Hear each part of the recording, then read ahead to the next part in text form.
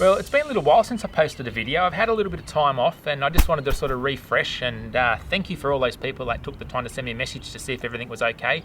Everyone's fine, just need a little bit of downtime. I probably should have advertised it a little bit better, but I just took the opportunity while things were quiet and sort of just did a few things off camera and just sort of did a bit of a reset, I guess. But we're back now. Unfortunately, I did try to do a video last week and unfortunately I had some audio issues. Holding as much colour. We have had some pretty cool weather. We've had the -4s, we've had plenty of sort of just below zeros, that sort of thing. Frost, about a dozen frosts, so not as many as you get in Victoria. So today I've gone back to my tried and true ways using a different mic, the one that obviously seems to be more reliable. And I thought what we'd do in today's video is just take you around, have a look at some of the areas that you might not have seen for a while. So obviously we're going to look at the ryegrass. We'll have a quick look around the green here. We'll see how the Tuff is handling the winter, and we'll have a quick look at the buffalo and finish off with the Durban grass. A lot of you guys have been asking about the Durban grass, so I thought now's a good opportunity to do a little update. A bit of a spoiler alert, it doesn't handle winter very well, it doesn't hold a lot of colour, but that should start to improve now. We've had, this winter for us has been about average. We've had so far 11 frosts, we've had quite a lot of rain. We had another 6.5 mils last night, and everything's looking not too bad. You can start to see some major differences between some of the different cooches. So as we look around, you'll notice, for example, my greater backyard area is actually wintergreen cooch, and it is anything but green in the winter compared to, say, this Santarana, the Tifeagle, the Tuff, etc. So we'll have a quick look at those as well and just see that not all cooches are equal, and just see if the Tuff hype is justified, because obviously now they're both growing in the same conditions and we'll be able to look at them and see the differences between them. So anyway guys, let's have a quick look around. Probably wouldn't hurt to give this a little bit of a trim. It's due for one of those, so we'll hook in, we'll give it a quick cut, and then we'll have a closer look.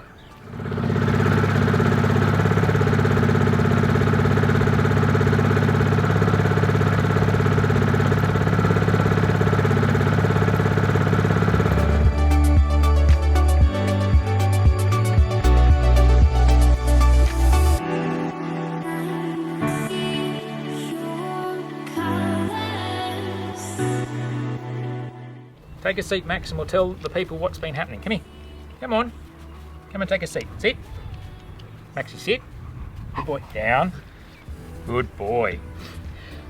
Righto, well, it's really cleaned up a lot nicer. This green has actually come through winter really, really well. Now, I did post somewhat of a controversial post on Facebook and Instagram a little bit earlier on in winter about giving a bit of a liquid feed, and copped a little bit of flack about that, but I can only work on what works for me here. If you are a bit further down south and you are getting frost after frost, you're probably not going to see the same results as what I'm seeing here. But at the end of the day, Sydney north of, there's no reason why you can't do it. And if you're in a warmer part down south, it's fine.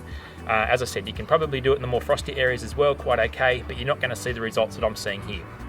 So just to clear that up. But overall, we're looking pretty good. As I said, 11 frosts.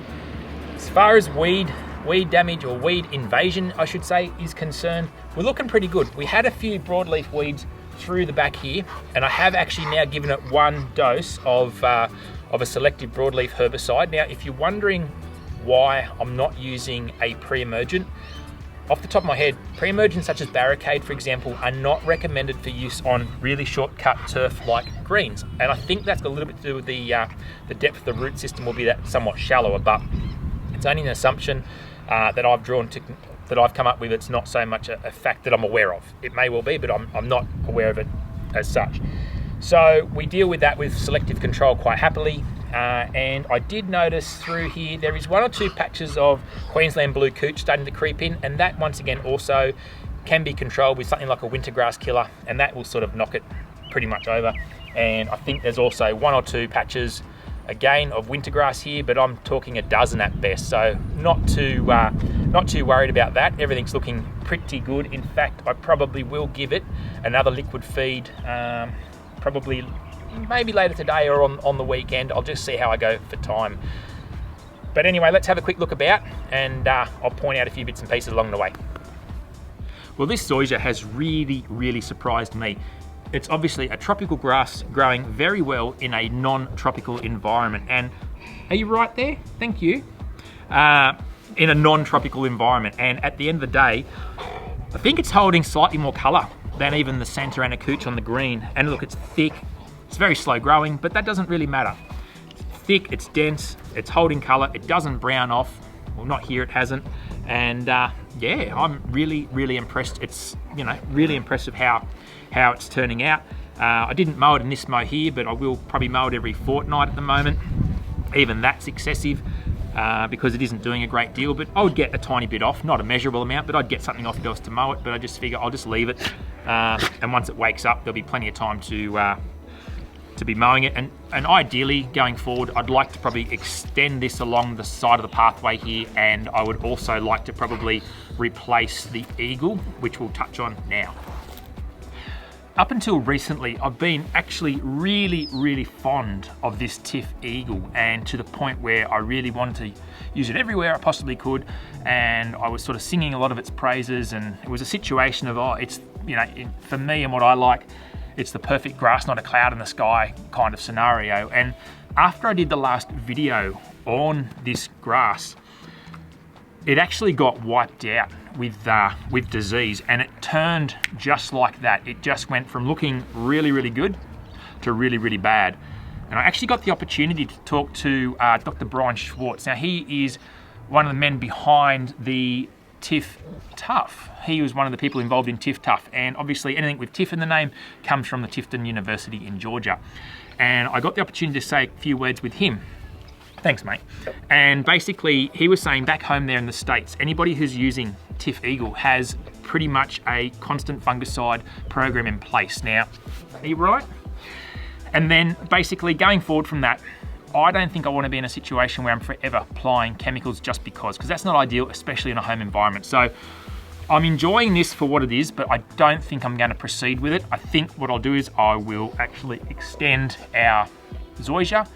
That's my plan. It's been very much a set and forget thing. And look, obviously, you know, singing this again, just talking about its praises again. Obviously, it's the best of the three for colour, but I think you'd find that the Zoysia there is probably number 2, and I'm happy with that. So let's just see what happens this season. We might, again, I would love to have all this covered by now, but I keep changing my mind, but I suppose it keeps giving us content.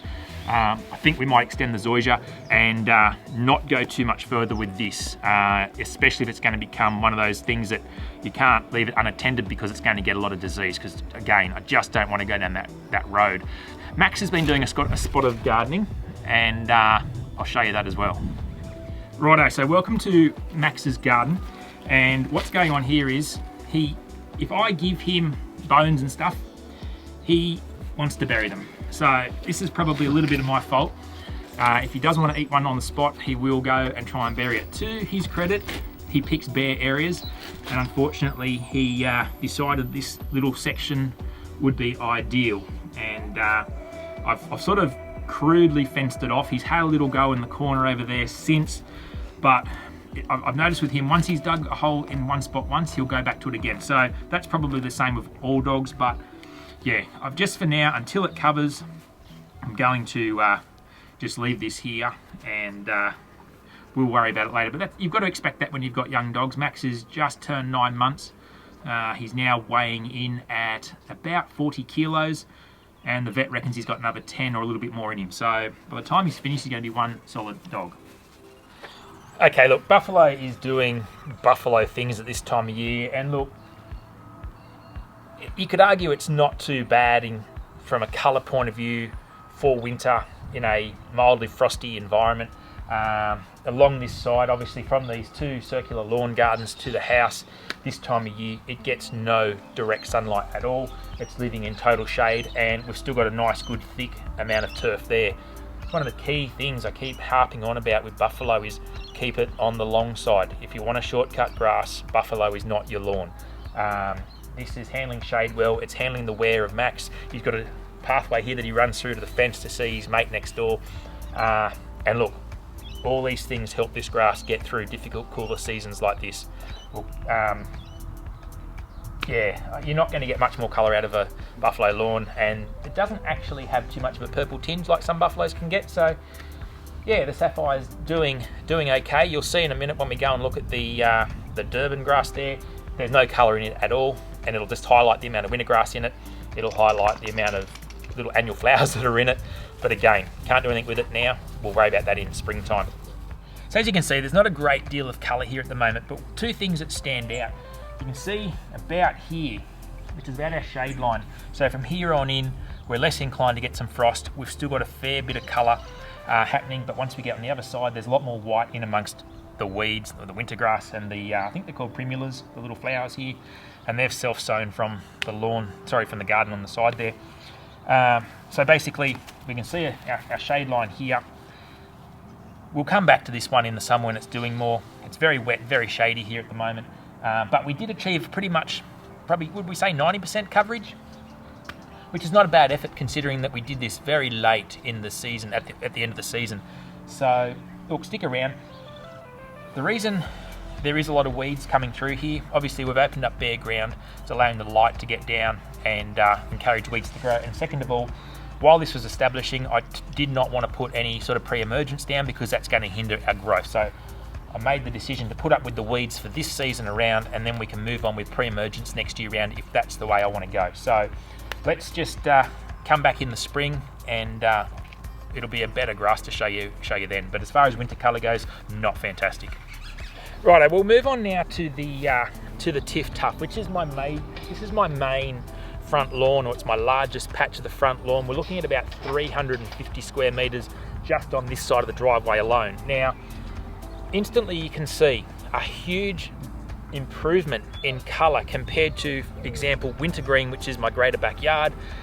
Here we're holding a lot of colour, not a lot of growth, some growth, but not a lot of growth, but that's fine. We're in winter and we're in a frost area, so happy with that. Colour's holding nice and strong. We have got a couple of patches here of what looks to be winter fusarium, and I haven't treated it with anything. I've sort of left it go. It hasn't sort of increased, got any bigger, etc. But I decided, unless we got some dramatic disease attack, I wasn't going to just apply a chemical for a few patches. I can live with it, and if it becomes more of an issue next year, I'll tackle it then. But it's looking pretty nice. We're sitting at 15 millimeters here, and that's not a bad height at all. And one of the main reasons it's there is I'm keeping the ryegrass that we'll save till the end. Keeping the ryegrass at that height, so I'm not adjusting mowers when I cut. But look, if I'm cutting this once a month, that's probably being generous. Initially from laying of turf, we haven't got any major weed issues. There's a few little grassy weeds here which would have blown in as seed, and a couple of random patches of winter grass or Poa annua, and that's sort of about it. But Tiff Tuff winter colour, really, really good compared to the winter green. So I decided to keep the best till last, and I think it's hard to argue against the fact that for theatrics and winter colour, it's really hard to go past a ryegrass overseed. Now, there are times when I won't do an overseed, and that's when we're in real droughts and tough times like that, but we've had some really good weather, some really good rains. The ground's probably too wet, if I'm being honest, at the moment, but ideal conditions for this stuff, and I've hardly had to use any extra irrigation at all. So it's really been a free kick, if I'm being honest. Now, we probably didn't spend as much time on this season as I'd hoped for, but as I said, I took a little bit of time out and refresh, reset, etc. But you've seen a seed, you've seen the first mow. It's probably past 3/4 of the way through its life here with me. And then come the end of September, I will actually spray it out with something like Tribute, a selective herbicide that will kill the ryegrass, but it'll allow, underneath here, there is Santarana couch, it'll allow that couch to come back through, and it'll come back through and will continue into summer with the warm season grass that's sleeping underneath. Now, I gave it its second and final granular application. I used the Plant Doctor Champion Mini Prill, the greens grade stuff, and as you can see, I get a really good result from that stuff. So all this winter long, I've pretty much just used the Seaweed Secrets, the liquid fertilizers, and I did 2 granular applications, and that's all this has had, and it's singing along beautifully. We're getting quite a bit of growth now. As I said, the season started to turn around, so we're getting a bit more warmth, and everything's starting to sort of progress and grow nicely. Now, I do have a couple of broadleaf weeds scattered here and there, and that's probably come with the sand or something along those lines, or blown in. I'm not going to worry about them. They're not that bad. once we spray this out, that chemical will also control the broadleaf weeds. And of course, we're going back into a renovation as well, so not going to worry about that. There was no pre-emergent put down, because obviously that's going to affect our seed germination of the rye initially. So looking pretty good. Once again, probably half a dozen pieces of winter grass floating around the place, but other than that, it's looking pretty spectacular. And look, it's doing its thing. It's providing the winter theatrics and the dramatical effect that I was chasing, and I'm really happy. So what we'll do is, let's get a mow on, let's get this striped up. I'm hoping that the sun comes back out from these clouds so we really get a full look at this. If not, I'll put some pictures up of what it looks like when the sun's shining at the right angle, and this thing is absolutely popping. But as far as a lawn goes, you couldn't want for much more than what this is giving me.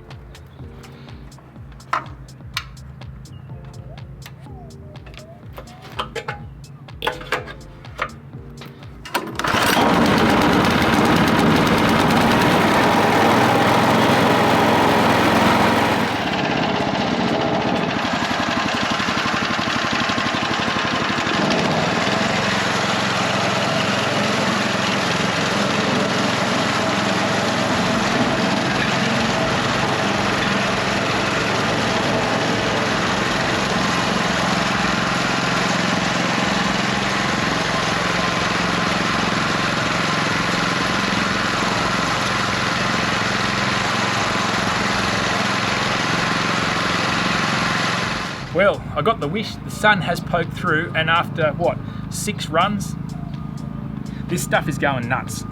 Great stripes, great cut, nearly got a full catcher already. So that fertilizer that I put on, must have been about 7 or 10 days ago now, has really started to kick in. We're getting good growth, fantastic colour, and we're getting, obviously, the theatrics. Now, if you're wondering why I haven't actually done my edges along here yet, with those power rotary scissors, as they trim, they clump the grass, and it doesn't pick up really well with the roller mower, especially when it's wet.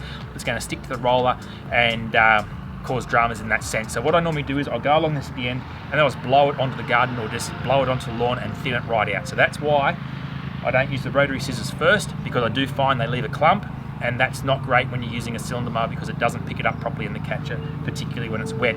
But anyway, guys, look, let's crack on. I might throw the camera across the road, give you a whole lawn perspective, and we'll time lapse it, and we'll see you at the end.